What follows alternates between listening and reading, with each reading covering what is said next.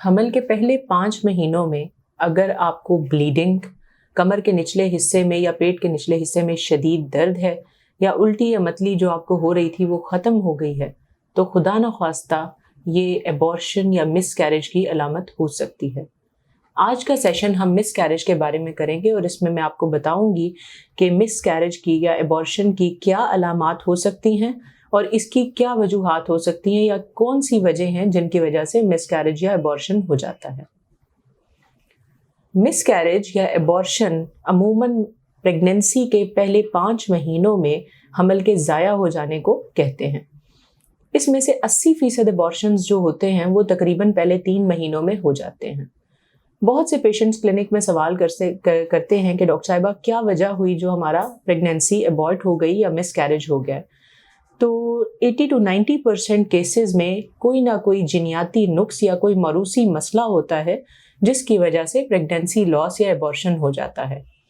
اس کے علاوہ موروثی مسائل کے علاوہ اگر خاتون پہلے سے کوئی دوائی لے رہی ہیں یا کسی مرض کا شکار ہیں جس میں ہائی بلڈ پریشر کا ہونا، شوگر کا مسئلہ ہونا یا تھائرائیڈ گلینڈ کے مسائل بھی ایبورشن کا باعث بنتے ہیں۔ جینیاتی نقص اور ان میڈیکل ڈس آرڈرز کے علاوہ بہت سے کیسز میں ہم بالکل آئیڈینٹیفائی نہیں کر پاتے کہ ایبورشن کی یا پریگننسی لاس کی کیا وجہ ہے۔ لیکن یہاں پہ آپ کے لیے ایک بات میں ضرور کہنا چاہوں گی کہ 1 یا 2 ایبورشنز ہونے کے بعد بھی نارمل پریگننسی ہونے کا امکان بہت ہائی ہے اور آپ نے پریشان یا سٹریسفل نہیں ہونا کہ ہمارے تو بار بار ایبورشنز ہو رہے ہیں تو کیا ہم ایک نارمل بچہ پیدا کر سکیں گے یا نہیں۔ ایسا بالکل بھی نہیں ہے۔ 1 یا 2 پریگننسی لاسز کے بعد بھی نارمل بچہ ہونے کا امکان 90 سے 95% تک ہوتا ہے۔ کرنا اپنے صرف یہ ہے کہ ونس اگر خدا نخواستہ ایبورشن یا مس کیریج ہو جائے تو آپ نے اپنے ڈاکٹر سے مل کر اور اس سے اس چیز کو انکوائر کرنا ہے کہ کوئی ایسی وجہ تو نہیں ہے جس کا علاج کیا جا سکے تاکہ نیکسٹ ٹائم یہ مسئلہ نہ ہو۔ ایک چیز جو ہم نے بیچ میں چھوڑ دی ہے وہ ہے مس کیریج یا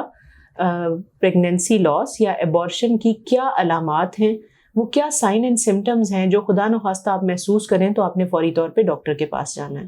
ان میں سب سے پہلی چیز جو ہے وہ بلیڈنگ کا ہونا ہے۔ اب بلیڈنگ ڈفرینٹ مقدار میں ہو سکتی ہے، یہ کم بلیڈنگ یا سپاٹنگ کی فارم میں بھی ہو سکتی ہے یا بہت زیادہ بلیڈنگ اور کلاٹس کا آنا بھی ایبورشن کو شو کرتا ہے۔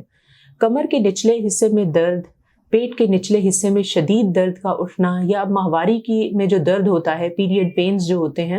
اس کی طرح کا کسی بھی قسم کا آپ کو درد محسوس ہو تو یہ وہ ہائی ٹائم ہے کہ آپ نے اپنی گائنیکولوجسٹ کے پاس جانا ہے اور اپنا چیک اپ کروانا ہے تاکہ پتہ لگ سکے کہ جو پریگننسی آپ نے کنسیو کی ہوئی ہے وہ ٹھیک طرح سے چل رہی ہے یا نہیں۔ ایک یہاں پہ امپورٹنٹ چیز ہے جس کو بہت سے پیشنٹس اگنور کر دیتے ہیں، وہ یہ ہے کہ اگر آپ کو الٹی یا متلی ہو رہی ہے یا جو پریگننسی کے سائن اینڈ سمٹمز آتے ہیں جیسے کمزوری اور تھکاوٹ وغیرہ،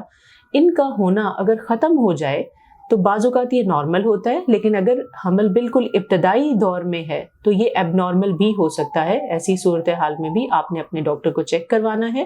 اور الٹرا ساؤنڈ کروا کے کنفرم کروانا ہے کہ پریگننسی نارمل چل رہی ہے یا نہیں۔ امید ہے یہ سیشن آپ کے لیے بہت ہیلپ فل ثابت ہوگا۔ Thank you very much.